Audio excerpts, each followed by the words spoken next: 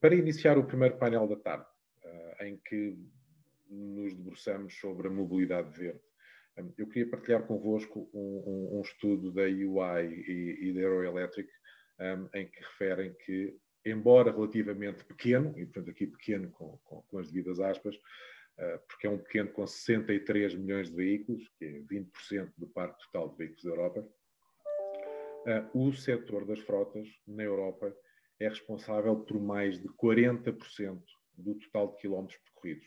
Portanto, representa 20% do parque, mas representa 40% do total de quilómetros e 50% das emissões totais de transporte rodoviário. Naturalmente, aqui quando falamos de frotas em toda a globalidade. Portanto, falamos, e nós aqui vamos nos debruçar, pelo menos nos casos, no caso da Nestlé, da EDP e da Siemens, vamos nos debruçar em frotas mais pequenas, e em frotas que são não só carros de função, mas obviamente são também carros que são associados ao core business das organizações. Seja como for, independentemente da dimensão das frotas de cada um de nós e de cada um de vocês que estão a ver este painel agora ou posteriormente da gravação, a ideia é que nenhuma frota é demasiadamente pequena para que justificar que não seja bem gerida. E aqui a gestão é não só na ótica da otimização do custo ao longo do ciclo de vida das viaturas, mas é naturalmente também, e agora cada vez mais, uma responsabilidade para se repensar a forma como essas frotas são utilizadas. E esta questão atual da pandemia que forçou a um próximo novo modelo de trabalho que já começou em algumas organizações e noutras vai começar agora em maior força a partir de setembro ou a partir de janeiro, em função do regresso aos escritórios. Será um modelo de trabalho híbrido e que fará também repensar a utilidade das viaturas para as pessoas que, nomeadamente, estão a trabalhar parcialmente no escritório e parcialmente em casa. E, portanto, as decisões que possam vir a ser tomadas, naturalmente, terão impacto na dimensão da frota e na forma como ela se utiliza, se as viaturas são alocadas ou se as viaturas são também reservadas, como nós reservamos uma mesa, passamos também a reservar uma viatura. Existe também, como o Gil tinha falado no início, integrado no plano no PRR, no plano de resiliência e recuperação, e isso acaba por ser financeiro e meta de descarbonização. Portanto, vão existir benefícios fiscais que potencialmente podem se colocar por cima daqueles que já existem hoje em dia, em termos de financiamento para a aquisição de viaturas elétricas, e que, portanto, estas medidas que vêm no PRR, que ao fim e ao cabo são medidas numa primeira dimensão provocadas para fazer o apoio à recuperação económica devido aos efeitos da Covid-19, mas que estão coupled, estão alavancadas com a questão da descarbonização. Portanto, a ideia, teoricamente, do legislador foi dizer, bem, se vamos apoiar a economia, vamos aproveitar e pedir que os investimentos que sejam feitos sejam também investimentos mais verdes. Portanto, teoricamente faz sentido, vamos ver se as coisas correm nesse sentido. Também, outra questão é que, ao fim e ao cabo, dentro das cidades, e isto acontece por todo o mundo, existem cada vez mais zonas que são limitadas à circulação para veículos que sejam mais poluentes. E, portanto, também, se nós quisermos ter uma frota que é flexível e que não tem que andar a evitar certas zonas das cidades, naturalmente, teremos que ir também atualizando a frota em termos daquilo que é as suas emissões. E depois, e como estava a dizer, aqui a possibilidade de nós, agora que as pessoas vão passar a ter que usar uma aplicação para reservar o seu lugar no escritório, isto também abre espaço para que se faça muitas outras coisas. Nomeadamente, e como estava a dizer, eu posso inclusive também reservar viatura apenas quando necessito e, portanto, o modelo anterior de haver viatura alocada a uma pessoa poder se tornar mais flexível. Isto tem, obviamente, também outros impactos. Como muitos de vocês sabem, existem também questões das viaturas serem consideradas dentro do pacote de benefícios dos colaboradores, e isto, obviamente, exigirá muita discussão e negociação, e especialmente exigirá uma boa comunicação para que todos os stakeholders aqui envolvidos percebam que decisões estão a ser tomadas e com que objetivo, e, portanto, minimizar sentimentos que as pessoas tenham de estarem a ser prejudicados. Também outra questão que, obviamente, se coloca também nas nossas cabeças quando falamos de carros elétricos, ou mesmo carros movidos a hidrogênio, é a questão da infraestrutura onde eu posso fazer os carregamentos. Okay? Portanto, esse hoje em dia continua a ser uma dor de cabeça e um receio quando se fala em eletrificar as frotas dos utilizadores dentro das nossas organizações, criarem um movimento de alguma resistência derivado do receio de que realmente pode a sua viatura, em vez de ser uma coisa que facilita, passar a ser mais uma preocupação. E também em Portugal, a nossa realidade imobiliária em termos habitacionais, nós não vivemos nos arredores de uma cidade nos Estados Unidos ou do Canadá, em que todas as pessoas vivem numa vivenda e então carregam dentro da sua garagem, ligada ao seu quadro elétrico. E, portanto, aqui temos uma dificuldade, não é? Eu no 12º andar, a tirar uma extensão para a rua para estar a carregar para demorar 20 horas para carregar o meu carro para no outro dia ir ao escritório. E, portanto, naturalmente, e o mesmo estudo da EY da Euroelectric também aponta que os fornecedores de energia estão a criar parcerias com operadores de soluções de carregamento, com empresas de leasing, com fabricantes de automóveis, com concessionárias de serviços públicos, e, portanto, procurando uma integração neste negócio que permita, então, facilitar desde o modelo financeiro do negócio até ao carregar o carro, portanto, transversalmente todas as dificuldades que estão a ser apontadas, que possa ser uma forma de facilitar esta transição. Existem também outras oportunidades e desafios que eles identificam dentro deste ecossistema, desde a gestão, nomeadamente a gestão da rede, mas depois também chegamos à questão das baterias. E também hoje em dia, e já existem casos de utilização, de se poder e de ver qual será a execuibilidade disto em escala maior e mais a longo prazo, de eventualmente usar as baterias que já não servem aos automóveis, porque já não estão no ciclo de vida que permite carregamentos rápidos, utilizar essas baterias como buffers de armazenamento nos edifícios, que permite, nomeadamente, se eu tiver a aproveitar a energia solar, essas baterias possam ser utilizadas para armazenar essa energia fora dos momentos de pico. E, portanto, se eu precisar de utilizar a energia que estive a recolher durante o dia, eu poder usá-la durante a noite ou numa altura em que os painéis não estão a produzir com tanta capacidade.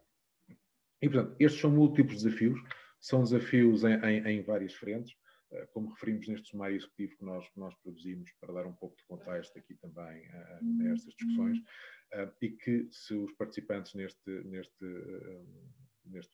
conferência ainda não têm, nós depois enviaremos no final, juntamente com o link para as gravações e com todas essas coisas normais.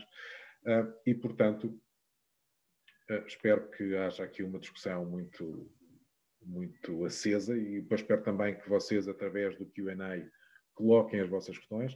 Portanto, vamos ter aqui o Alexis Pinheiro, o João Armigo e a Rita Jorge, que vão partilhar connosco a realidade das suas organizações, portanto, da Nestlé, da EDP e da Siemens, e, portanto, os desafios que têm estado a enfrentar e as estratégias que têm estado a utilizar. E, portanto, eu agora vou passar a palavra, e fazemos como sempre por ordem alfabética, vou passar a palavra e o ecrã ao Alexis, e desde já agradecer a presença aos três, e dar aqui um bocadinho de tempo para o Alexis partilhar o ecrã. Portanto, continuo aqui a... Bom dia, Miguel, obrigado. Olá, e antes de começar, também agradecer o vosso convite. Realmente é um privilégio estar nesta plateia e poder partilhar convosco aqui as experiências da Nestlé e a minha experiência profissional também na condução de alguns projetos de sustentabilidade. Vou então começar aqui a tentar partilhar o ecrã para apresentar aqui uns poucos slides. Não sei se já estão a ver a apresentação. Diz que iniciou o compartilhamento de tela e, portanto, já está. Ok, já conseguem ver? Pode, Alexis, está ótimo. Pronto, fantástico. Portanto, vou-vos apresentar um bocadinho aqui os projetos que temos na Nestlé associados à sustentabilidade ambiental. Alguns dos projetos estamos nós na área de facilities a conduzi-los diretamente.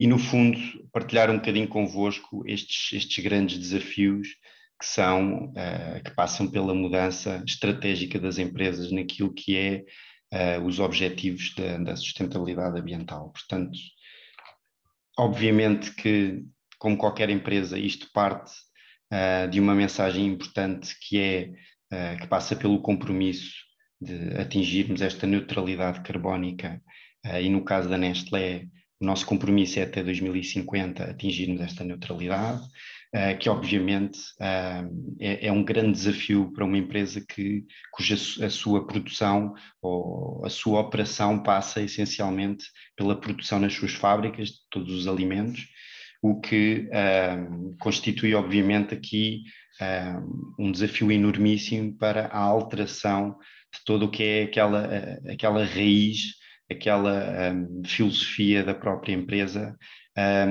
e que nos leva no limite a investimentos avultados em toda a nossa operação. Em concreto, em Portugal, nós estamos aqui pegando neste compromisso mundial. Nós aqui em Portugal definimos 4 projetos prioritários que nos vão ajudar a atingir como um conjunto esta meta. E, portanto, temos aqui 4 projetos que se dividem, o primeiro nos edifícios, ou seja, estamos aqui, obviamente, a tentar encontrar formas de melhorar a eficiência energética dos nossos edifícios.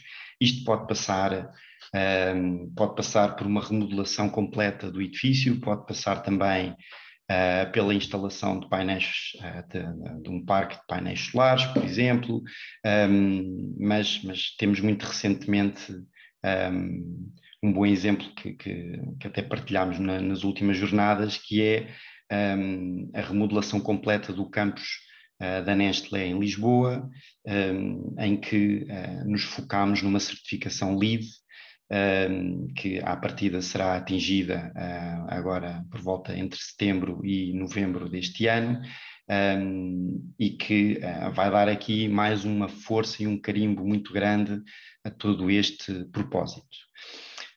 Depois temos também dentro das nossas fábricas investimentos muito avultados para melhorarmos a eficiência energética, que passa também pela eventual instalação de painéis fotovoltaicos, mas também outras soluções que depois, obviamente, o painel seguinte vai abordar em muito maior detalhe, eu não quero perder aqui esse tempo.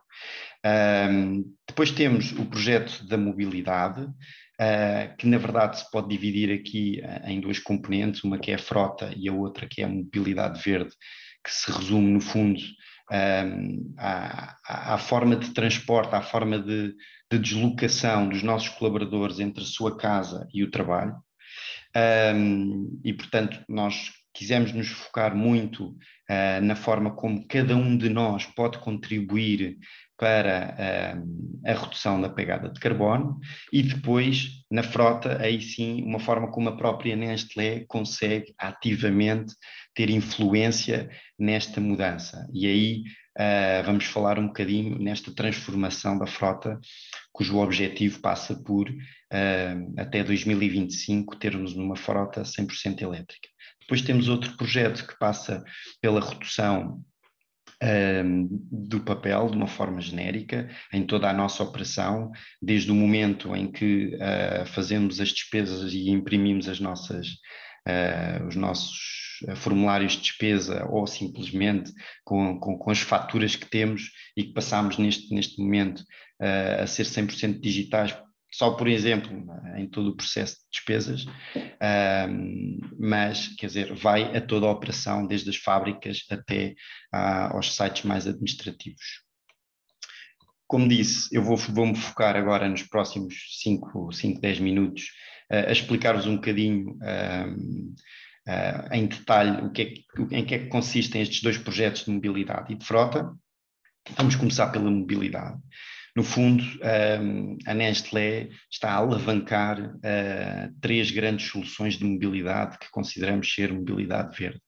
A primeira, através de um shuttle, em que temos um autocarro exclusivo para a Nestlé que atravessa a cidade de Lisboa e que que transporta os nossos colaboradores por diversos pontos da cidade até ao nosso centro administrativo de escritórios, em Linda a Velha.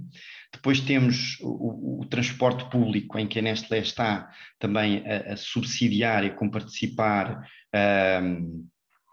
o transporte público para todos os colaboradores que não tenham transporte individual, e depois estamos também a alavancar aquilo que é o carpool, portanto, a partilha de carro entre os nossos próprios colaboradores. Já vou explicar um bocadinho em detalhe em que é que consiste cada um destes temas, mas explicar-vos que, obviamente, numa grande multinacional, os custos são sempre muito contidos e, portanto, tivemos que ser muito criativos na forma como construímos este programa de mobilidade verde, porque, efetivamente, apesar de haver um investimento muito avultado para tudo o que é sustentabilidade,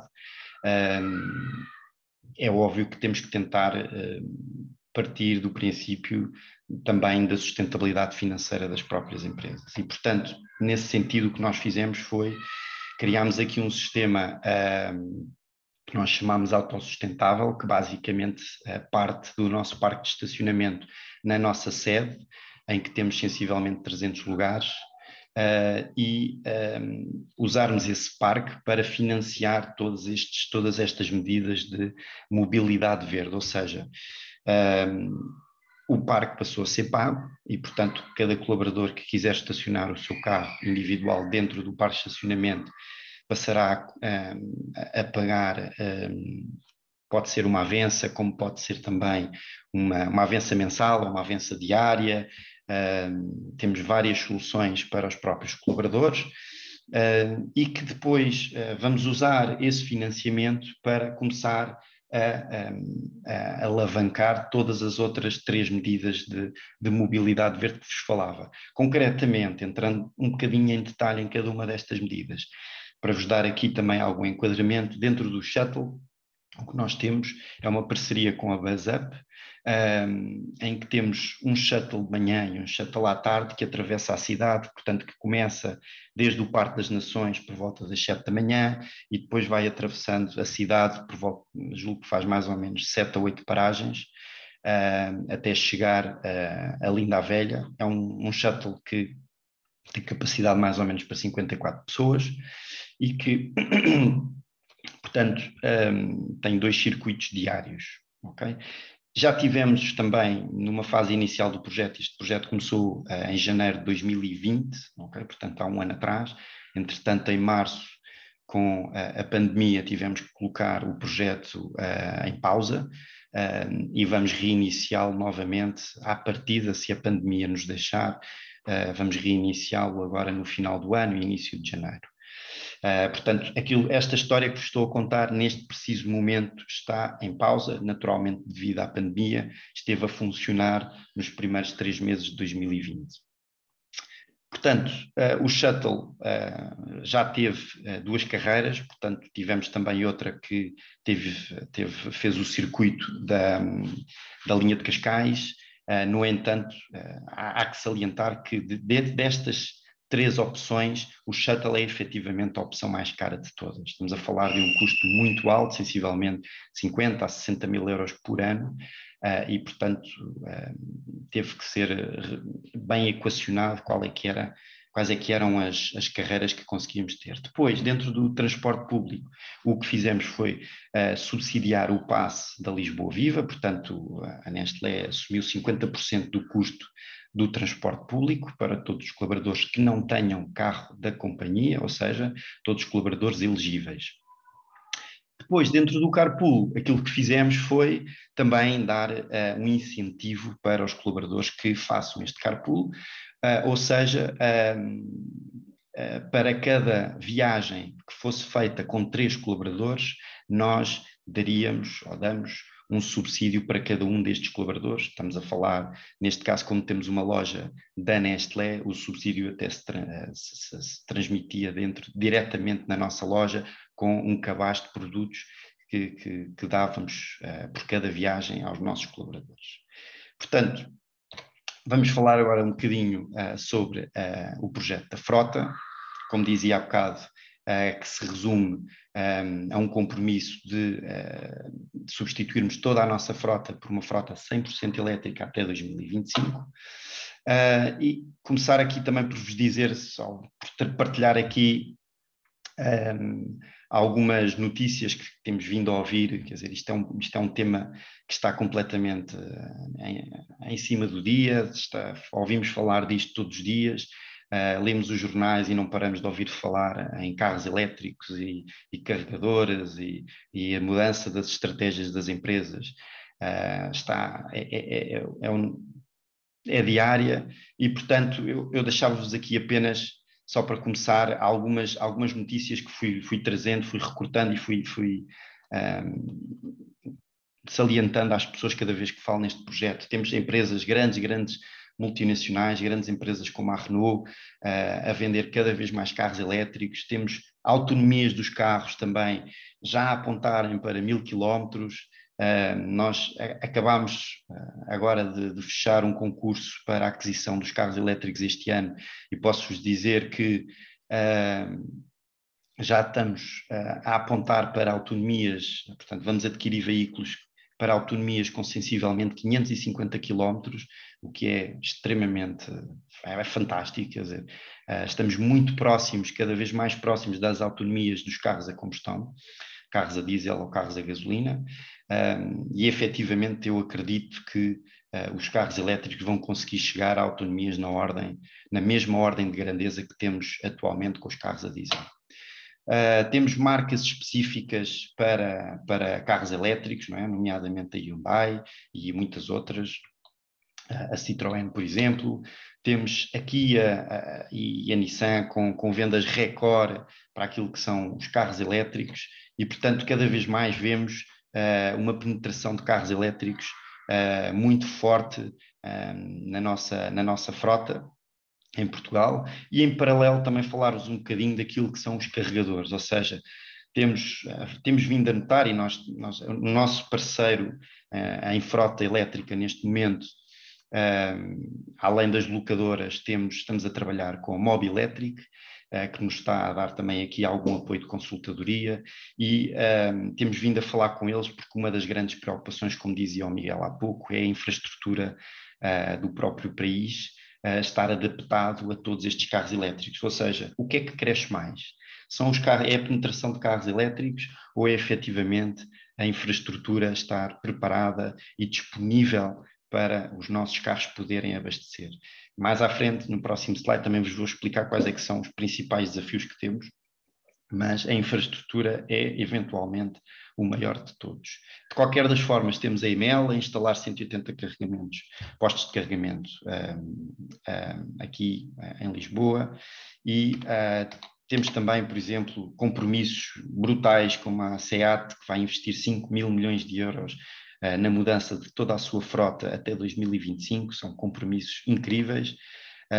O grupo PSA, o grupo, por exemplo, da Peugeot, também com outro compromisso fantástico, brutal. Isto são mudanças impressionantes nestas empresas. Quer dizer, eu há bocado, quando falava do compromisso da Nestlé de atingir a neutralidade carbónica até 2050, estamos aqui a ver coisas também astronómicas. Quer dizer, uma empresa desta dimensão, de repente mudar 100% da sua frota até 2025, basicamente faltam 3 anos e meio, 4 anos, quer dizer, é uma coisa impressionante e só mostra que realmente, eu diria que já vamos tarde aqui em Portugal na mudança desta frota e, portanto, eu até diria que a Nestlé nem sequer é pioneira nisto, simplesmente está a ir com a onda, porque efetivamente quando nós olhamos para estes compromissos pensamos, pá, isto, quer dizer, já vamos todos muito tarde com isto.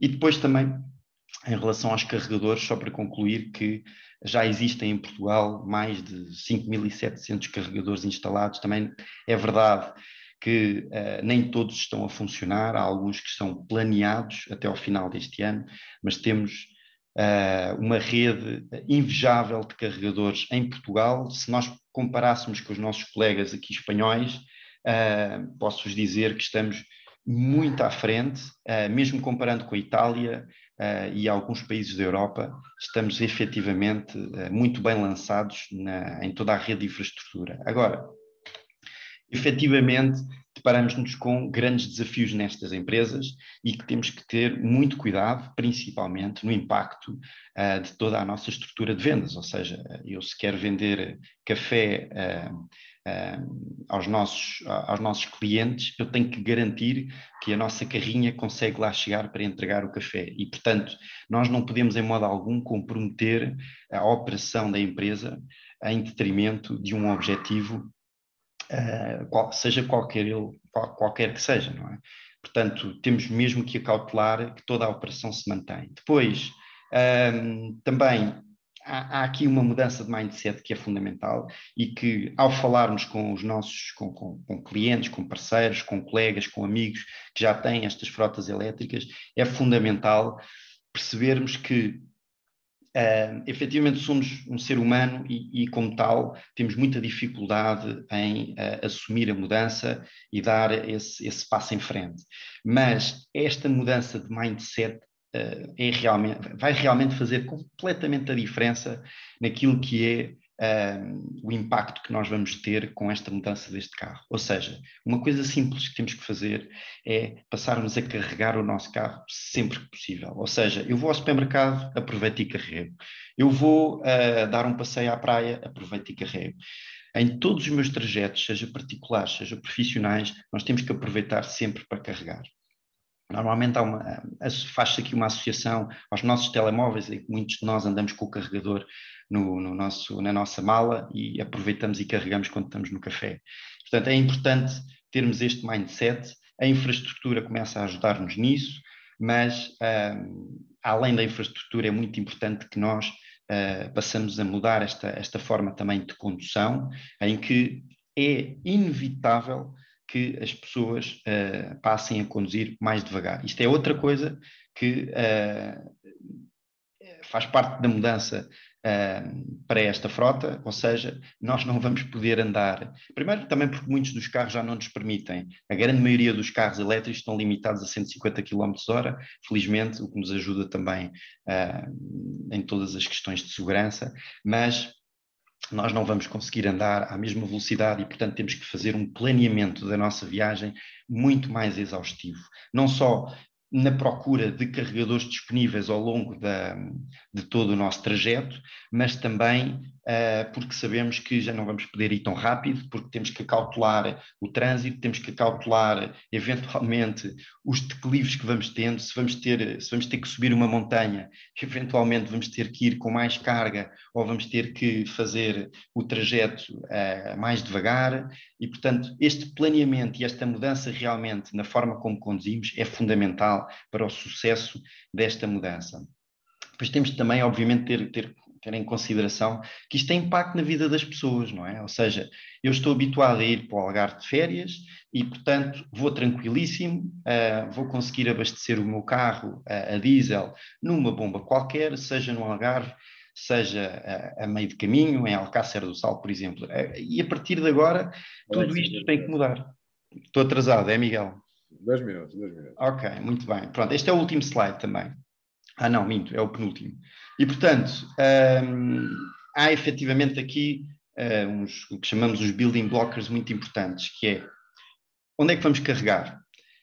Sabemos perfeitamente que a infraestrutura já está disponível e e a crescer, mas temos também o problema do carregamento em nossa casa, como o Miguel dizia, não vou repetir. Depois, outra vez, o tema das viagens e da forma como viajamos. Isto é tudo muito mais fácil quando falamos em zonas urbanas, mas quando temos vendedores, quando temos colegas a trabalhar no meio do Alentejo, isto também tem que ser tido em conta. Portanto, ou atribuímos carros com uma autonomia muito maior, ou então atribuímos carros híbridos. Depois, outro tema importantíssimo é a autonomia real, ou seja, o típico WLTP. Temos que ter muita atenção, porque muitas vezes aquilo que vem nas fichas técnicas dos automóveis tem que ser adaptado à condução dos colaboradores. Ou seja, como eu dizia, se nós andarmos um bocadinho mais rápido, a autonomia cai abruptamente. Pronto, depois há aqui um tema que é muito técnico, mas é importante salientar, que é, hoje em dia, nós temos a rede da Mobie, que nos impossibilita de fazer uma coisa simples, que é, se eu quiser, tenho um cartão Mobi Electric da Nestlé para os meus colaboradores carregarem na rua, nos postos públicos. Mas se eu quiser que o meu colaborador carregue em casa, eu não vou conseguir debitar esse custo de energia ao cartão da Nestlé. Ou seja, existe hoje em Portugal, e especificamente em Portugal, noutros países ainda não existe, e é algo que a infraestrutura vai ter que se adaptar, que é a possibilidade de frotas poderem em casa carregar e debitar esse custo a uma empresa. Pronto, e por último, só explicar-vos aqui os números da Nestlé. Muito resumidamente, estamos a falar de uma frota especificamente administrativa e de vendas, mas não estamos a falar de carrinhas nem de logística, portanto, exclusivo a carros ligeiros ou carros de vendas.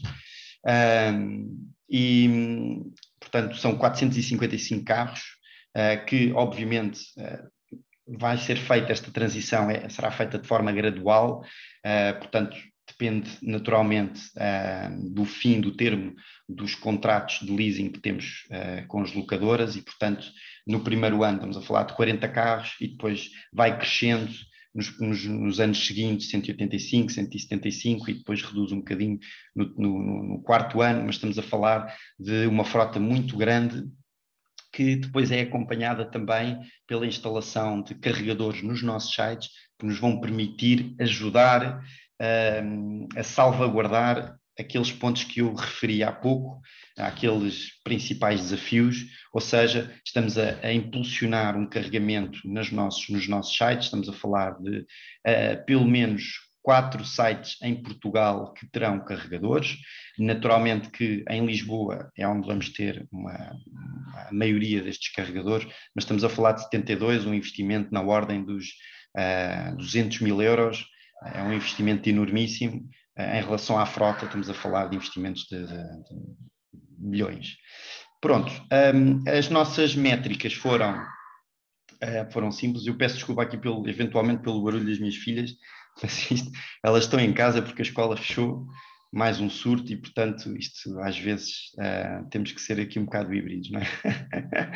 Pronto, entretanto também tenho a apresentação em inglês, mas eu depois posso-vos fazer chegar isto também em português se vocês precisarem. Normalmente fazemos as apresentações em inglês porque eu não sabia bem se eu julguei que teríamos aqui alguém estrangeiro no painel e, portanto, decidi pôr a apresentação em inglês. Mas pronto, de uma forma geral, as nossas métricas, se for pensarmos, temos equipas administrativas que têm que trabalhar nos nossos sites e que, portanto, fazem um trajeto diário de casa para o site, ou seja, precisam de carregar nos sites e para este tipo de sites, nomeadamente as fábricas, tivemos um rácio de carregador por carro maior, 1:3, e depois nos outros sites, nomeadamente na sede, já temos um rácio de 1:6, ou seja, estamos a pedir mais ou menos para que os colaboradores carreguem, um colaborador carregue de manhã e um colaborador carregue à tarde, usando o período de almoço para a troca dos carros. Depois atribuímos também aqui alguns benefícios adicionais aos colaboradores que têm estes carros 100% elétricos. Atenção, 100% elétricos, não aplicamos isto a colaboradores com carros híbridos. Normalmente atribuímos carros híbridos apenas às equipas de venda e apenas nesta fase de transição, portanto o objetivo é efetivamente mesmo as equipas de vendas.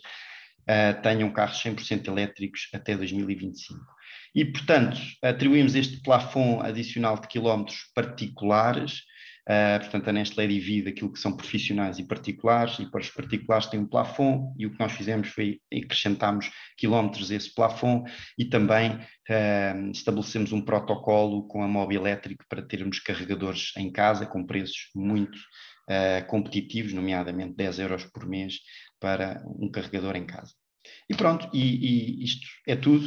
Miguel, desculpa consumir aqui um bocadinho mais de tempo, mas pronto, estou disponível para perguntas no final da apresentação do painel. E obrigado. Muito obrigado, Alexis. Cobriste aqui, de facto, muitos pontos, como nós queríamos no painel, e portanto, está perfeito. Estás perdoado por ter usado mais tempo, foi um bom investimento. Muito bem, passo então agora ao João.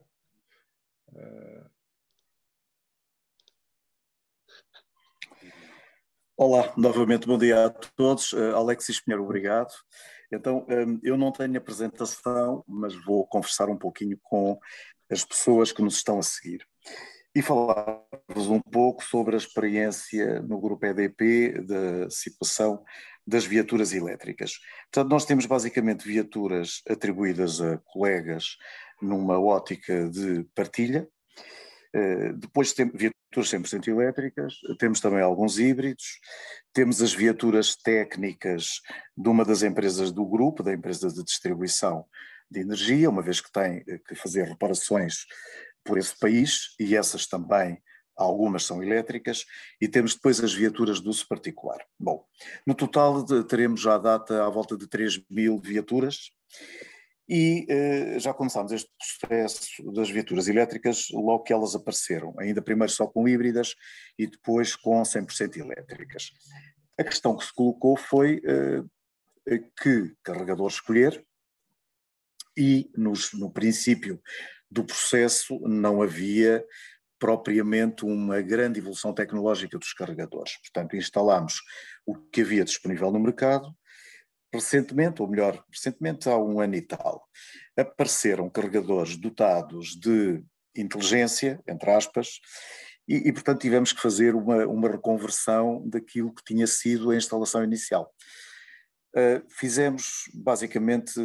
Tomámos basicamente duas opções. Primeiro, tornar os carregadores que estavam instalados em inteligentes, dotando-os de um kit que permite a comunicação entre o carregador e uma plataforma de gestão, portanto, aquilo que se designa correntemente por OCPP, Open Charge Point Protocol, e adquirir carregadores já inteligentes. Portanto, no fundo, neste momento temos essas duas situações. Em alguns edifícios ainda temos carregadores da primeira geração, nos outros edifícios já estamos a instalar carregadores inteligentes. Qual é que é a vantagem destes carregadores inteligentes? Eu não vou falar obviamente em marcas, mas vou falar nas especificações, ou melhor, nas possibilidades técnicas. É que um carregador inteligente pode ser dotado de um balanceamento dinâmico de cargas, ou seja, aproveita a potência disponível no quadro elétrico a cada instante. Além disso, permite distribuir o carregamento por várias viaturas e posso programar, com uma plataforma de gestão adequada, posso programar a ordem do carregamento e a percentagem de carregamento de cada viatura. Ou seja, consigo ultrapassar o problema com que naturalmente nos deparamos na primeira geração dos carregadores, que é garantir a potência suficiente para alimentar os carregadores para além da potência necessária para o funcionamento do edifício. Também é preciso ver o perfil de pessoas que utilizam as viaturas elétricas, porque no nosso caso a maioria das pessoas utiliza nas horas normais de escritório. Portanto, não, os turnos, algumas pessoas fazem turnos, mas a percentagem de pessoas que trabalham fora de horas é relativamente diminuta. E, portanto, massivamente as pessoas carregam entre as 8 da manhã e as 6 ou 7 da tarde e carregam nos edifícios onde têm o seu local de trabalho. E, portanto, nessa ótica, tivemos que, em alguns casos, executar ramais de reforços de potência para garantir suficiente possibilidade de carregamento das viaturas. Com estes carregadores inteligentes e com as plataformas de gestão, nós conseguimos carregar mais carros, entre aspas, com menos potência, racionalizando o modo de carregamento. Esta parece-me ser a principal dificuldade quando se carrega no interior de um edifício. É de facto potência disponível para garantir que a viatura chega, carrega quando é necessário e depois abandona o local e as pessoas vão fazer, enfim, as suas deslocações conforme inicialmente previsto. Relativamente às plataformas de gestão, não foi um processo fácil, mas adotámos plataformas que nos parecem robustas, que nos dão garantia de gestão adequada e que nos também permitem considerar que avanços tecnológicos serão vertidos na plataforma. Portanto, estes processos, como vocês sabem, são processos dinâmicos. A maior dificuldade que nós sentimos nem é o custo do carregador, é muitas vezes a infraestrutura para chegar do quadro elétrico até ao local onde se situa o carregador dentro do edifício e muitas vezes esses ramais não são, enfim, não são de custo desprezável, principalmente se os carregadores forem trifásicos. E, portanto, essa é uma dificuldade e como eu referi, na primeira fase era o ramal de energia que abastece o edifício, que, num caso pontual, que não interessa referir, é necessário construir um ramal que vai custar algumas dezenas de milhares de euros para que o edifício possa efetuar os carregamentos. O Miguel Agostinho falou num tópico que é um tópico muito hoje em dia em estudo, que é a possibilidade de dotar o edifício de solar fotovoltaico para que, durante o dia, a energia gerada e não consumida possa ser armazenada em baterias. As baterias ainda são relativamente dispendiosas, têm o problema da localização das baterias, de problemas de segurança, de eventuais incêndios, de libertação de hidrogênio, ou seja, há um conjunto depois de situações que naturalmente são resolúveis, mas que exigem investimento. Penso que a maior dificuldade é claramente edifícios em cidades com vários ocupantes, e que muitas vezes é difícil conseguir dotar o edifício de abastecimento para todos eles, para todas as pessoas que têm viatura elétrica e que pretendem carregar nos espaços de garagem. Nessa ótica, aquilo que eu referi dos carregadores inteligentes com balanceamento dinâmico de carga poderá ser a solução. Naturalmente, depois poderá estar associado um cartão com o valor da energia consumida, portanto, com um código de acesso, sabe-se exatamente cada pessoa quanto é que consumiu, e, portanto, será eventualmente essa a solução a considerar. E, portanto, isto são ideias muito, muito generalistas, sem entrar naturalmente em detalhe técnico, poderia entrar, mas não cabe neste fórum, mas a partilha desta informação, penso, poderá ser útil para os colegas, pelo menos ficam atualizados sobre aquilo que hoje em dia há no mercado, embora naturalmente depende também da capacidade financeira de cada empresa, como é óbvio. Portanto, estes processos não são propriamente de baixo custo e, portanto, exige um investimento, exige vontade política e uma definição estratégica da organização, e o Facility Manager só tem que apontar opções, seriando as opções de acordo com aquilo que lhe parece mais adequado em cada momento, para que, naturalmente, as administrações tomem decisões fundamentadas. Depois, mais tarde, poderemos voltar ao tema, naturalmente, respondendo às questões que queiram colocar. E penso que agora recuperamos um bocadinho do tempo, portanto, acho que estamos bem. Está ótimo. Obrigado pela tua contribuição. Vamos então agora passar a palavra à Rita. Rita? Olá, boa tarde. Bom dia, aliás. Passo-te o microfone. Eu vou começar por fazer uma apresentação daquilo que eu sou, porque o Alexis esteve aqui a falar e também o João, e de alguma forma o que eu quero referir é, eu represento a Siemens, sou Commodity Manager de diversas áreas, Uma delas é a frota. Quando falamos de sustentabilidade, óbvio que numa empresa não falamos unicamente da frota, como é claro. Estamos divididos em termos de trabalho em travel, fairs and events.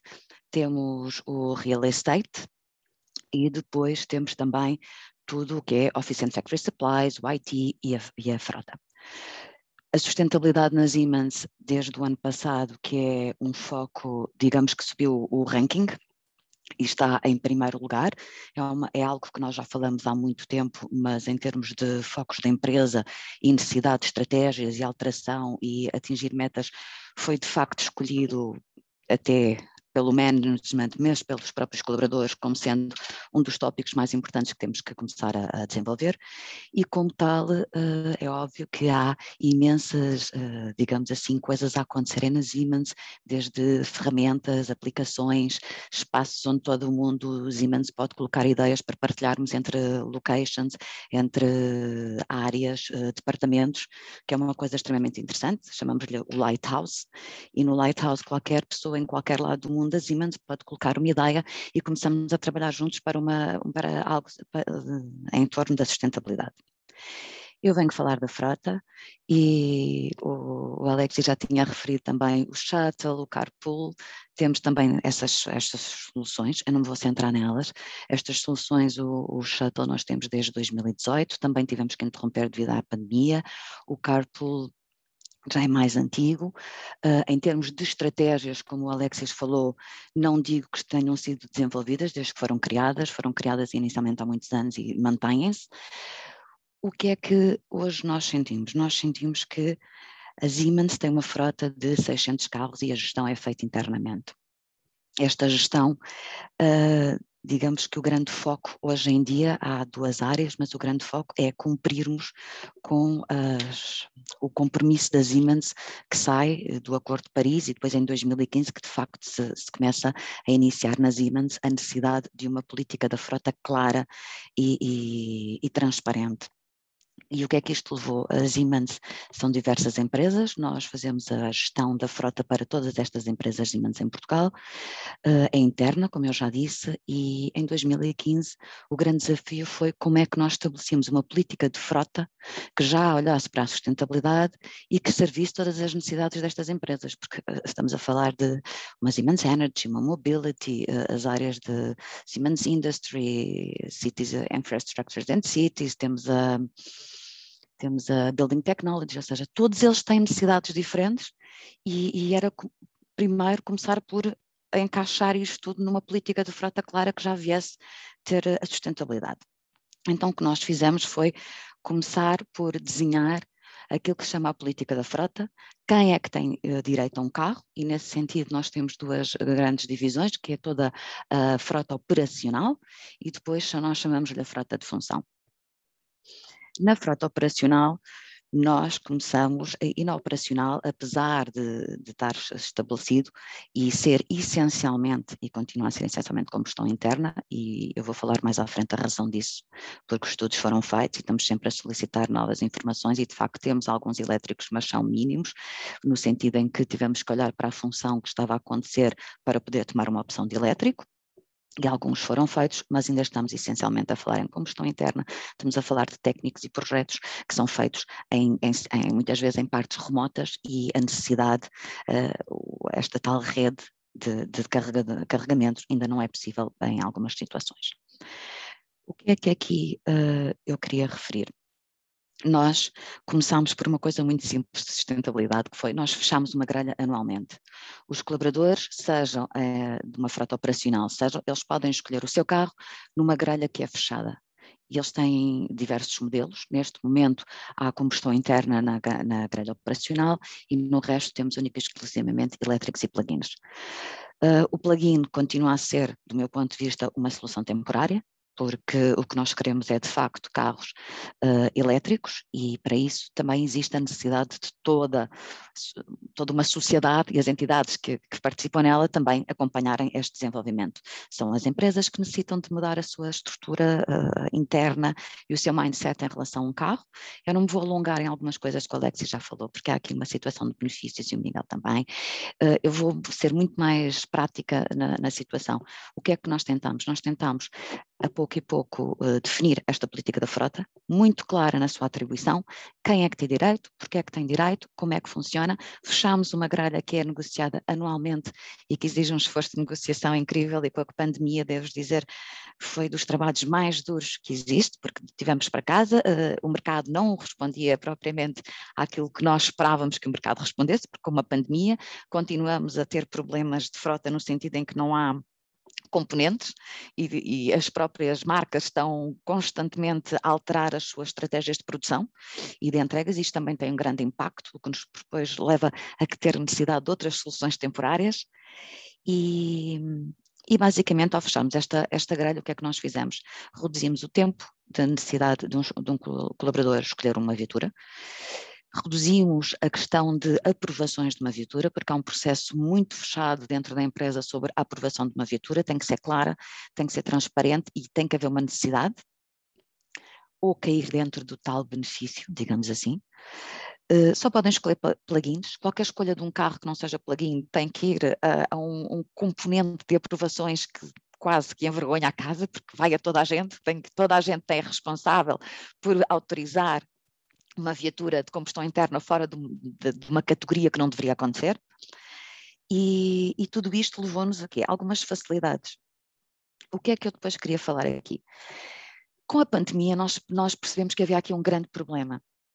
Haveria aqui um grande problema, que era: nós não temos carros, o mercado está completamente virado do avesso, nós não conseguimos enfrentar as necessidades que neste momento há de substituição de frota. O que nos levou também a uma situação que foi uma análise intensa daquilo que eram as necessidades e que carros é que nós tínhamos e quem é que os tinha e que quilómetros é que estavam a ser feitos. E depois tivemos que ter extensão de contratos durante este tempo, não é? Nós tivemos que renegociar, nós tivemos que perceber quantos quilómetros é que tínhamos, quanto é que já estávamos a ser ultrapassados, porque não houve troca. E eu não sei como é que foi nas outras empresas, mas isto causou um esforço enorme do lado da empresa, do lado dos colaboradores. Os nossos parceiros e as empresas de leasing foram, digamos que foram companheiros de viagem nestas preocupações, e é muito interessante percebermos que relações de parceria com entidades que nos fornecem serviços, que de facto temos respostas claras, e isso é uma segurança para uma empresa, e também queria mencionar isso. Mas chegámos aqui a uma conclusão, que é: há que mudar um paradigma. Foi definida uma task force para mudar a política da frota da Siemens, e a política da frota da Siemens não é decidida só localmente. Nós temos reuniões trimestrais em termos globais da Siemens, em que vamos votando ou vamos acordando naquilo que é os próximos passos e o que é que temos que atingir, e como eu referi, a sustentabilidade e o compromisso da Siemens é a primeira coisa que nós queremos fazer. E então decidiu-se que é óbvio que há muitas diferenças entre a frota em Portugal, Espanha. Se eu for para a Bélgica, para a França, nós temos de facto outro tipo de soluções implementadas. A maior parte dos países já não faz a sua gestão dentro da empresa, são outsourcings. Nós em Portugal continuamos a gerir internamente, e isto também nos leva a algumas análises, e foi essa da política da frota, como eu já referi. O que é que isto quer dizer? Precisamos de olhar para quem é que está a ter estes carros, quais são os quilómetros, quais são as necessidades, novos atores que surgem dentro do mercado, em que nós já não necessitamos de muitas vezes ter um contrato de leasing, digamos assim, quando podemos reservar um carro, como o Miguel falou, como da mesma forma que reservamos o lugar, a refeição no escritório, o carro também passa por aí. A Siemens já funciona com alguns carros de pool, eles próprios, mas queremos ir um bocadinho mais ao longe, mas como disse, tudo vai ter que ser estudado, até porque uma das coisas que nós percebemos foi, é óbvio, é esta análise de TCO que de repente surge aqui, e uma das coisas que percebemos foi: a Siemens ainda está a olhar para a frota um bocadinho, apesar de procurar a sustentabilidade, um bocadinho na perspectiva de rendas. E, através deste estudo, do que nos levou à pandemia, o que nós percebemos e o que foi demonstrado à casa é que há outros tipos de soluções. E aquilo que nos parece, às vezes, um investimento maior inicialmente, a longo prazo nós temos retorno e temos um retorno maior. E isto aliado à necessidade de olharmos para cada colaborador, e nós já olhamos para a quilometragem, já negociamos quilometragem para cada tipo de frota, categorias, tipologias, já temos este tipo de análise. Há mais a fazer, foi o que nós descobrimos. Outro tipo de situações, o que é que eu queria referir? Queria referir que quando falamos em sustentabilidade, para nós a sustentabilidade não pode ser unicamente agora vou aqui ter uns carros elétricos. Isto não, para nós não funciona assim, nem para ninguém que aqui falou, porque na realidade as preocupações são intensas. Carregadores, locais, como é que planeamos uma viagem, como é que fazemos? A Siemens tem desenvolvido algumas aplicações que já ajudam quem tem carros elétricos ou de plugins a fazer as suas viagens. Começamos a desenvolver em termos globais algumas aplicações que permitem ao condutor, e isto está a ser um drill down, não é? Vamos por ondas que os países vão aderindo, já conseguimos perceber que se eu quero ir do ponto A ao ponto B, onde é que estão as minhas estações de carregamento, que tipo de estações de carregamento é que eu tenho e qual é o tempo esperado para o fazer. E isto é extremamente importante em questões de horários e compromissos que se assumem com clientes e com fornecimento. Esta é uma das situações. Também temos a questão de começamos a perceber que há uma necessidade de responsabilizar o colaborador na autogestão da sua viatura. Se nós neste momento ainda estamos não só no elétrico, mas também estamos em questões de plug-in, isto significa que o condutor tem que ter algum ônus na autogestão. A Siemens nos seus campos tem carregadores possíveis para todos os colaboradores cujo carro é da frota carregarem. Também há a possibilidade de qualquer particular carregar o seu carro. Neste sentido também estamos a desenvolver novas parcerias, até porque toda a Siemens também tem toda uma área que desenvolve essas soluções, e há bocado vi o Alexis a pôr ali os carregadores da EML. A Siemens já trabalha muito nessa área, como em termos destes escapamentos, de novas soluções, e a ideia desta Task Force não só é retomar este tópico e aplicá-lo também internamente na Siemens. Falaram em painéis fotovoltaicos, a necessidade de conseguir perceber e de reter essa energia para depois fazer um carregamento. Tudo isso também são soluções que estão a ser estudadas. O que é que nós podemos fazer em termos de, nós chamamos-lhe um real estate, não é? Vocês chamam o facility management em termos de, temos aqui, a Siemens ainda está a funcionar com alguma nomenclatura organizacional diferente, mas isto tudo é importante. Também temos outros tipos de situações. Percebemos que os condutores precisavam de reajustar as suas condições. O Alexis também referiu isto. E o que nós fizemos foi, estamos a desenvolver parcerias com algumas entidades que já têm cursos de condução mais sustentável, e nesse sentido a ideia é também alargar aos colaboradores todos. Temos feito alguma experiência, ainda não está implementado, mas está em pipeline. Temos também a questão de... Temos conversado muito com alguns parceiros nossos sobre esta questão de eu vou para casa no meio da cidade e onde é que eu consigo fazer esse carregamento. Isto é, como o Miguel referiu, isto é das coisas mais complicadas que nós tentamos, porque de facto, apesar de tudo, se eu planear uma viagem, eu até consigo planear e sei que posso carregar aqui e acolá.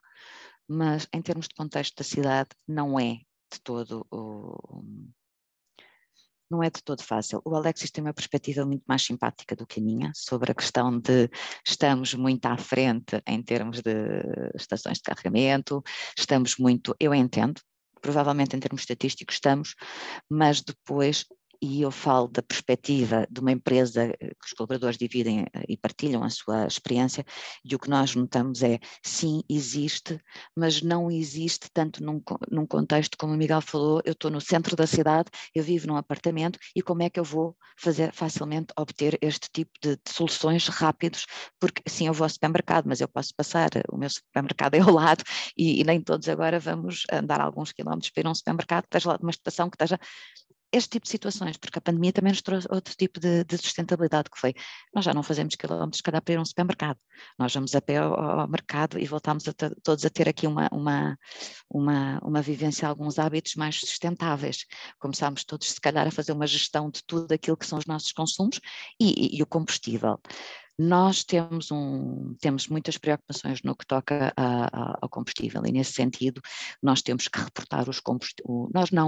Atenção, nós não andamos atrás dos colaboradores no sentido de ver o que é que eles estão a consumir, mas temos relatórios globais que nos permitem perceber o consumo do combustível mensalmente e perceber o porquê, e também se quisermos fazer uma análise do tipo de a que horas, ou as necessidades, ou se foi de fim de semana, ou se foi durante a semana, isto também nos permite. Nós temos ainda tido alguma dificuldade em fazer esta gestão, como o Alexis falou, esta gestão que não, se não for através de um cartão, porque como temos o MobiI, temos o Galp Frota, não é, que nos permite fazer estas gestões neste momento, mas é preciso soluções melhores. E nesse sentido é que eu falava que há muitas entidades e parcerias que temos de facto começar a trabalhar muito mais, porque não basta uma legislação que digamos que tem mostrado alguma fragilidade em termos de permanência, temos tido algum impacto e algumas alterações, mas não basta alguma legislação, basta também, é necessário que todos nós em conjunto, em termos de sociedade, trabalhemos. E neste sentido são as outras empresas que nos fornecem soluções, são os parceiros, são os atores, digamos, desta área. Eu sem querer interromper, mas interrompendo, peço desculpa, mas não conseguia resistir porque voltaste a pôr ênfase neste ponto, e é inclusivamente aqui uma questão que nós temos aqui de um participante aqui, do Francisco Malcato, e depois, podendo obviamente deixar que tu depois ainda acabes alguns pontos que tivesse aí ainda para fechar. Há aqui uma coisa que eu queria colocar, a questão aberta aos três, e se calhar fazíamos, e quem quiser responder, quem quiser pegar nela, responda, e podemos fazer por ordem alfabética, assim cada um sabe a sua ordem. Que a questão é exatamente esta.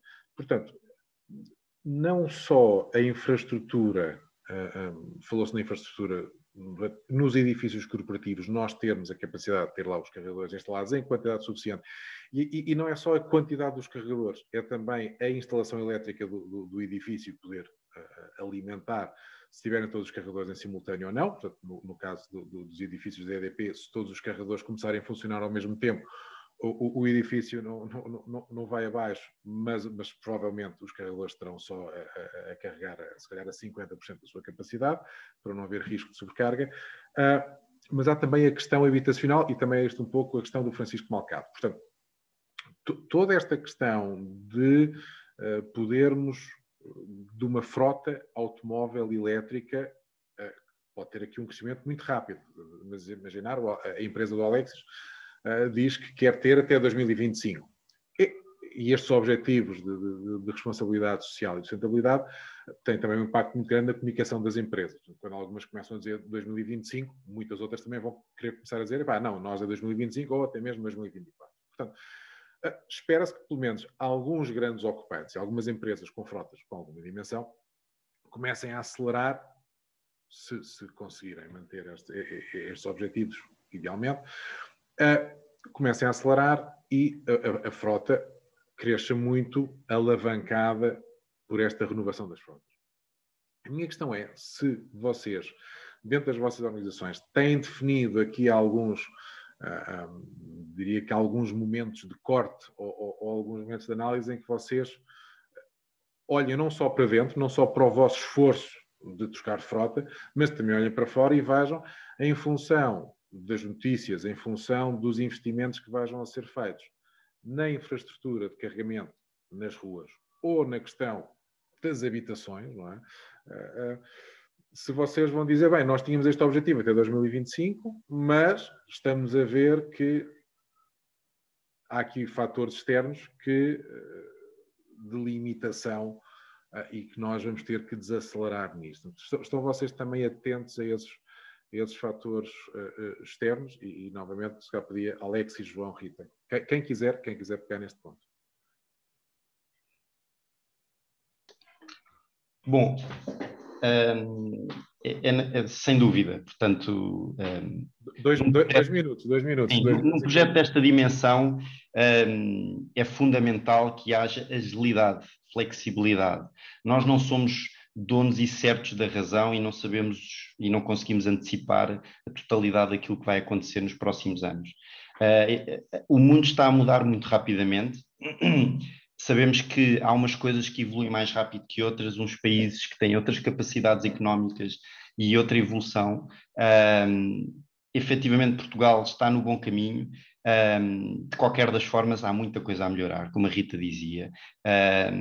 Eu não acredito que haja uma organização que consiga implementar um projeto destes de forma imaculada. Com isto quer dizer que é impossível, por exemplo, que não haja, por exemplo, um colaborador rebocado que tenha um carro elétrico. É praticamente impossível. Portanto, há sempre más experiências e há sempre experiências positivas, mas temos todos que ter consciência que isto é evolutivo, isto não se consegue definir hoje aquilo que se vai fazer amanhã. Com isto responder que nós temos esta estratégia, mas esta estratégia mudou logo no primeiro dia em que estávamos a planear, porque as coisas mudam constantemente. Não quer dizer que muda estruturalmente, que mude todas as suas linhas de condução, mas vai mudar alguma coisa, sem dúvida. Eu sei que vou instalar carregadores, os 72 que vos falava é um número teórico, se calhar vou instalar mais. Tal como tu dizias, a rede da infraestrutura pública não avançar da forma como é expectável, eu se calhar em vez de 72 vou ter que instalar 100. Ou então o oposto. Não é? Também pode acontecer. Força, Rita. João. Sou eu ou é a Rita? Desculpa. Então, Rita, se não se importa, eu respondo. Primeiro de tudo, Francisco Malcato, obrigado pela sua questão, é uma questão interessante e a questão que colocou aqui na lista de perguntas é de facto muito pertinente. Como é que uma pessoa, um vulgar cidadão que tem uma viatura elétrica carrega no seu edifício? Essa é a questão. Até aqui há pouco tempo as pessoas faziam uma manha, enfim, que era uma coisa aparentemente inócua, mas que não é. Que era de colocarem um condutor entre o seu quadro elétrico da fração e o seu lugar de garagem, fazendo passar essa cabelagem normalmente pela caixa dos elevadores. É proibido por lei, por razões óbvias de probabilidade de curto-circuito. Mas durante muito tempo as pessoas resolveram o seu problema do carregamento no seu espaço de garagem à custa do seu quadro elétrico, do piso. Isso está abandonado. Portanto, está fora de questão, é ilegal, tem riscos de incêndio e não é, portanto, uma situação minimamente aceitável. A solução, eu falei aqui assim um pouco sobre isso, a solução é, de facto, a nível do condomínio, primeiro verificarem se há potência no ramal que abastece o edifício. Pressupondo que há potência, instalarão os carregadores sem grande conflitualidade, sendo que, apesar de tudo, não será provável conseguir carregadores para todos os interessados que têm viaturas elétricas. Portanto, a solução será colocar carregadores com balanceamento dinâmico de carga, possibilitando que cada utilizador tenha um cartão que registra a hora que carrega, a identificação de acordo com o código e depois pagará essa energia da forma como for acertado. Portanto, isto será, do ponto de vista técnico, será balanceamento dinâmico de cargas e carregadores inteligentes. Não vejo outra possibilidade. Relativamente ao carregamento público, houve um esforço aqui há uns anos, correu mal, porque os carregadores foram instalados, mas não havia viaturas elétricas.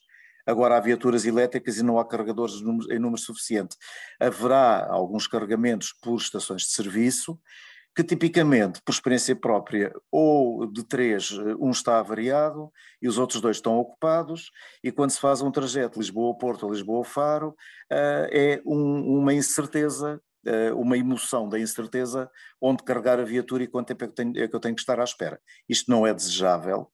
Os carregamentos têm que ser públicos, têm que ser melhor estruturados, aumentar a sua densidade, pressupondo que as distribuidoras de energia têm capacidade, e nos casos, obviamente, das estações de serviço noutros locais, poderá ser necessário construir ramais e isso tem custos. portanto, há aqui esta dicotomia.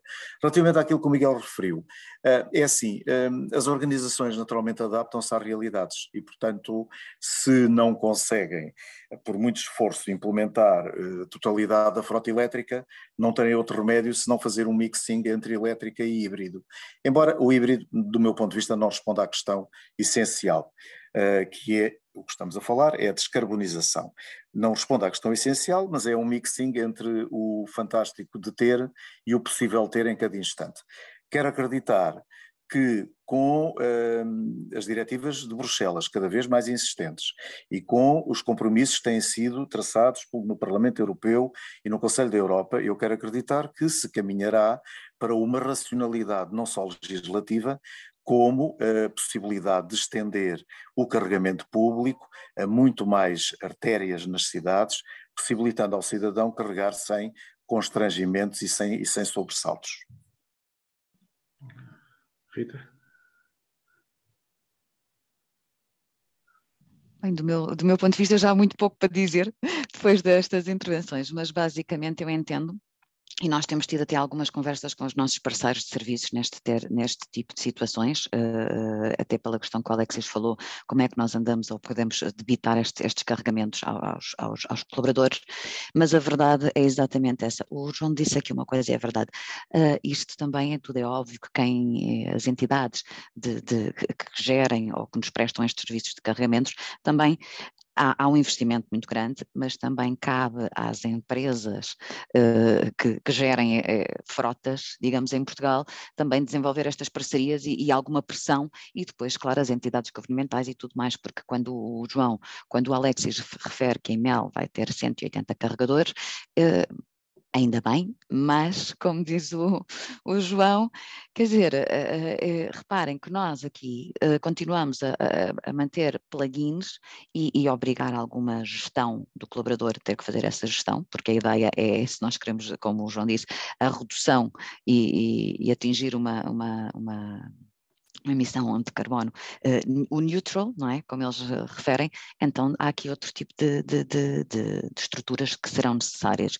Mas a verdade é exatamente essa, é que nós todos começamos, isto é um mercado, há procura, há oferta, mas é necessário fazer esse investimento. E a cidade de Lisboa ou outras têm mesmo que olhar para isto, porque 180 carregadores, eu não sei dizer neste momento qual é a percentagem de carros elétricos ou que caem dentro desta tipologia, e vamos ver esses carregamentos e a possibilidade e como é que o fazemos, e se calhar eu espero que este rácio seja o suficiente e para ser tão simpática como o Alexis é neste termo de análise, e vou-me calar.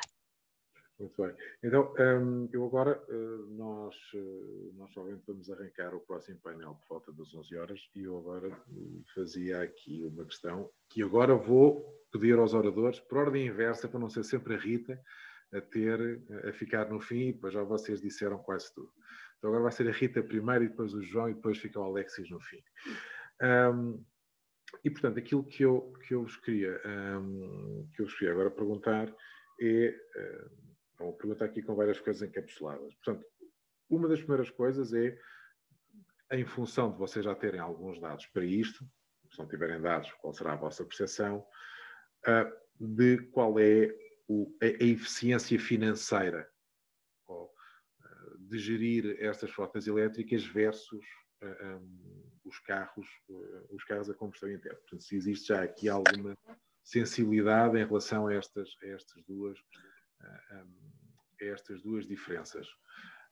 Outra questão é, e portanto, se já têm alguns inputs para isso, depois como é que vocês vão medir a sustentabilidade, ou como é que já estão a medir a sustentabilidade da frota? Okay? Portanto, que indicadores, se mudaram alguns dos indicadores versus indicadores que vocês utilizavam anteriormente, portanto, se mudaram aqui para alguns indicadores novos para medir a sustentabilidade da frota, sendo que, encapsulado nesta questão da sustentabilidade da frota, eu também colocava aqui a pergunta do Jorge Melo, que é se para captar o máximo da greenificação da frota, se vocês também já estão a ter, ou estão com preocupações em ter, garantir que a energia que é consumida nas vossas organizações vem de fontes verdes, vem de fontes renováveis, para que realmente haja aqui mais verde a correr do início até ao fim. Portanto, se financeiramente estas frotas, você já tem ideia se financeiramente estas frotas têm algum benefício ou não, ou são equivalentes, e depois a questão da sustentabilidade, se estão a utilizar novos indicadores para a sustentabilidade das vossas frotas e a questão se estão a utilizar energia verde para alimentar os carregadores que alimentam os carros verdes. Rita? Se eu tafava agora, a ti primeiro. Toma lá. Da análise que nós tivemos que efetuar durante este ano, nós percebemos que, de facto, tem a haver aqui uma alteração, e tem que haver dois tipos de alterações. Uma alteração em termos de, o Alex já tinha referido, eles estão a passar imediatamente para uma frota totalmente elétrica. Nós ainda temos soluções dos dois géneros. Não temos só elétricos, temos os chamados plugins. O que é que nós fizemos? Desta análise percebemos de facto que estas frotas são mais sustentáveis em termos financeiros também. Esta é a realidade, pelo menos daquilo que se mantém agora. Ou seja, apesar de serem mais sustentáveis em nível financeiro, há alguma legislação que às vezes nos permite, ainda não nos permitiu definir a estratégia em termos completos, mas internamente, da análise que fizemos, sim, são mais sustentáveis. Não vos consigo dizer os números neste momento, mas daquilo que foi estudado, e nós fizemos uma consulta ao mercado para fechar uma grelha, fizemos tendo em conta as emissões, tendo em conta todo um monte de parâmetros que nos interessavam, e a realidade é que em termos práticos, financeiramente são mais sustentáveis, não só em termos de, digamos, de redução, são. O que é que nós também referimos? As Siemens em termos globais, em termos disto do combustível. Nós tivemos alguma dificuldade em medir e em gerir este consumo de combustível. E estamos a arrancar agora com algumas novas soluções, porque nós tínhamos dificuldade, como foi referido aqui, quer dizer, eu tenho um colaborador que vai a um carregamento e que eu sei qual é que foi o carregamento, aonde e qual foi o combustível que ele consumiu, digamos assim, seja elétrico, seja outro de combustão, permite-nos já uma análise. Essa análise é a segunda parte, porque não faz sentido eu ter investimento se depois não rentabilizo esse próprio investimento. Essa é outra análise, e o que nos leva aqui a pensar é, se nós temos estratégias financeiras a serem tomadas em relação à frota financeira e sustentabilidade, temos estratégias de alteração de mindset interno, e depois ainda vamos ter esta questão dos combustíveis. As Siemens, em termos globais, nós estudamos muito e muitas vezes pensamos nos tipos de combustível que devemos consumir. Devemos passar unicamente, se a ideia é parar com a combustão, o que é que vem a seguir? As últimas indicações que nós temos têm a ver com o hidrogênio.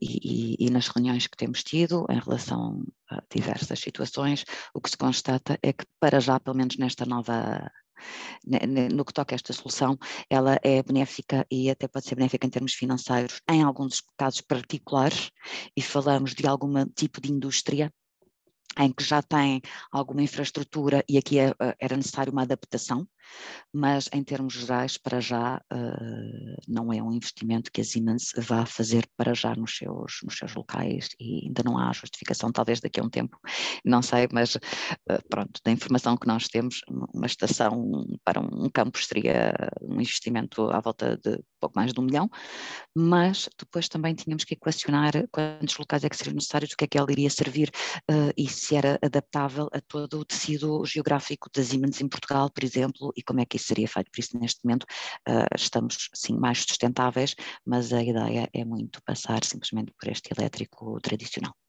Muito bem. João?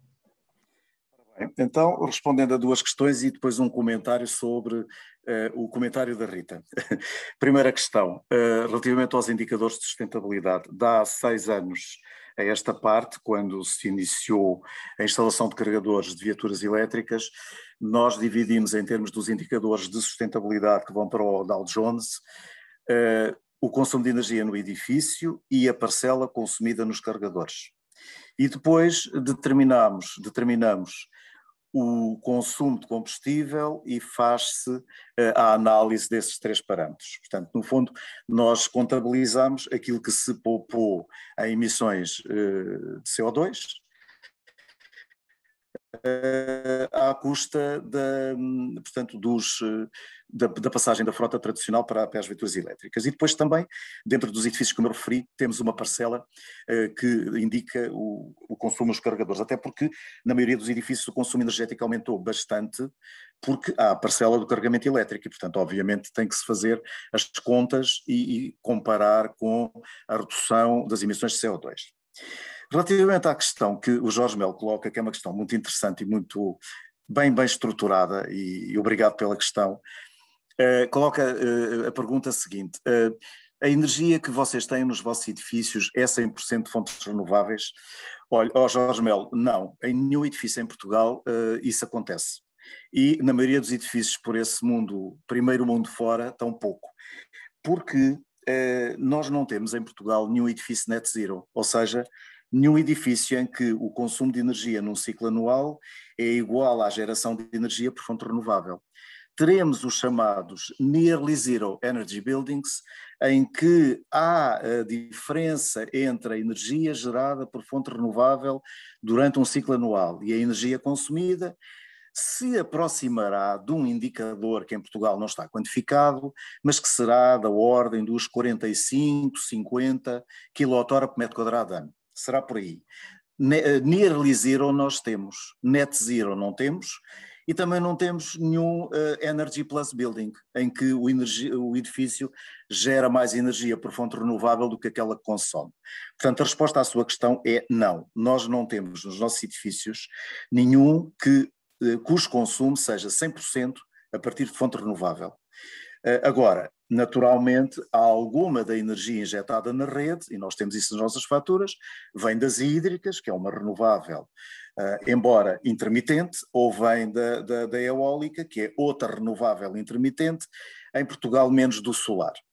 Vai começar agora a ser implementada, enfim, com algumas, do meu ponto de vista, debilidades, não é o fórum adequado, mas a área de instalação dos painéis é uma coisa absolutamente confrangedora face à dimensão do país, mas isso é outra história. A Rita fez uma questão, colocou uma observação que eu não resisto a comentar relativamente ao hidrogênio. À data, o processo da eletrólise da água para a produção do hidrogênio é um processo que consome imensa energia. Em países como a Islândia, que tem geotérmica em enorme abundância, usam a geotermia para fazer essa eletrólise e, portanto, há muitíssimos carros na Islândia movidos a hidrogênio. Em Portugal, a tecnologia não está ainda suficientemente madura, em Portugal e nos outros países, e, portanto, não será para já rentável passar a frota para hidrogênio, porque não é todo rentável. Agora, mais tarde, é uma fonte de energia que a Islândia comprova, é uma energia limpa, é uma energia altamente eficiente, mas nós temos aqui os constrangimentos. Não faz sentido estar a fazer a produção do hidrogênio industrial para abastecer uma frota num país, sendo necessário construir não sei quantas centrais para conseguir fazer a eletrólise. Portanto, fazendo a relação entre custo-benefício, isso não é rentável. E vocês sabem que aquele megaprojeto dos 10 mil milhões de euros em Sines está congelado. Portanto, não é por acaso que os financeiros fizeram as contas e depois houve uma grande vontade política de fazer ali aquela produção e isso depois neste momento está verdadeiramente congelado. Portanto, não me vou alongar mais, senão não deixo o Alexis falar, mas eram estas questões que eu tinha, enfim, estas observações que eu tinha para colocar. Mas acho que isso abre hipótese a termos uma frota a hidrogênio na Ilha de São Miguel. Alexis, por favor. Obrigado. João, sem dúvida foram excelentes respostas e comentários do João e da Rita. Só para complementar então um bocadinho, em relação aos indicadores de sustentabilidade, sim, tivemos que os ajustar. Nós também, fruto dos carregadores que instalámos nos nossos sites, estamos a fazer uma monitorização muito próxima daquilo que é o custo do carregamento no site e o custo do carregamento na rua. Portanto, isto é uma diferença nas métricas e nos indicadores que não tínhamos antes, ou seja, avaliação do tipo de energia consumida. Depois, porque obviamente nós antes tínhamos apenas o Galp Frota e o preço era sempre o mesmo, era o único fornecedor, e agora não, quando carregamos na rua, cada carregador tem um preço diferente. Dentro daquilo que são os indicadores de sustentabilidade, só permitirem fazer aqui uma pequena nota. Rita, nós efetivamente temos alguns carros híbridos, nomeadamente nas equipas de vendas, as equipas que têm outro tipo de exigências. Começámos este ano com alguns carros híbridos. Obviamente que aquilo que eu queria dizer é que, para mim, eu acho que o carro híbrido, e tenho alguns números que posso sustentar e vos vou partilhar, o carro híbrido é efetivamente uma pequena bomba relógio, ou seja, depende muito da condução do colaborador e do respeito do próprio colaborador pelo ambiente e pelas métricas e pela exigência ambiental. Portanto, é algo que nós, como companhia, não conseguimos controlar, conseguimos tentar minimizar. Não vamos penalizar os colaboradores, como dizia a Rita, quer dizer, já esta mudança já é por si muito difícil de caminhar e, portanto, não podemos penalizar ainda mais os colaboradores. De qualquer das formas, temos é que evitar ao máximo ter este tipo de carros. Nós também só temos híbridos plug-in, naturalmente, mas uns números só para vocês terem na vossa cabeça desde que começámos este projeto em janeiro. Nós temos, por exemplo, o custo por cada 100 km de um híbrido plug-in em combustível são mais ou menos 12 euros por cada 100 km.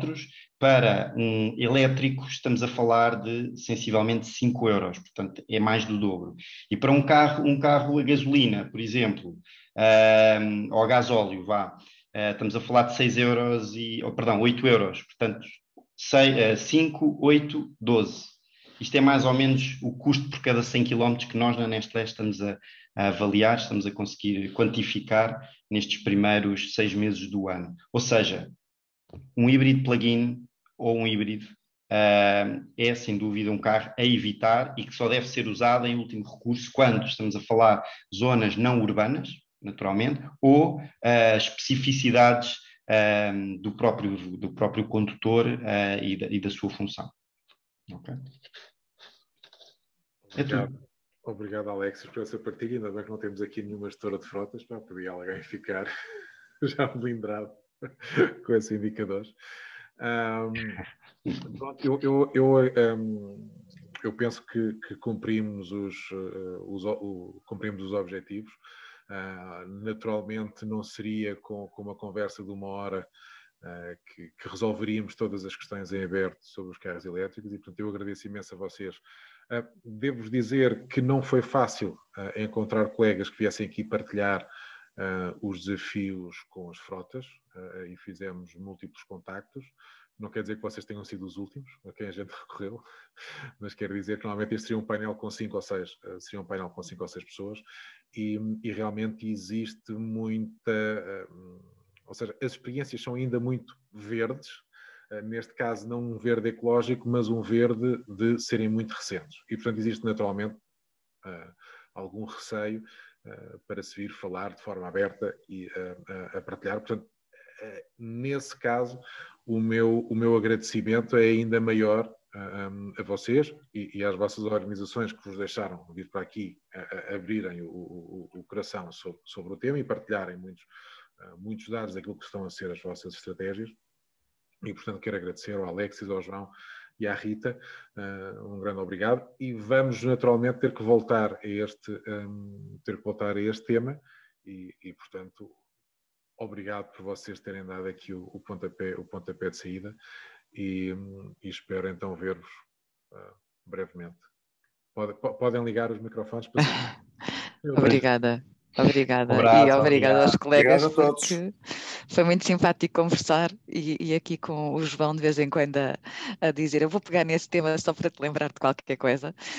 É divertido. Alexis também, porque de facto há aqui muita coisa que às vezes é complicado de gerir e como o Alexis disse, isto não é matemático, não é?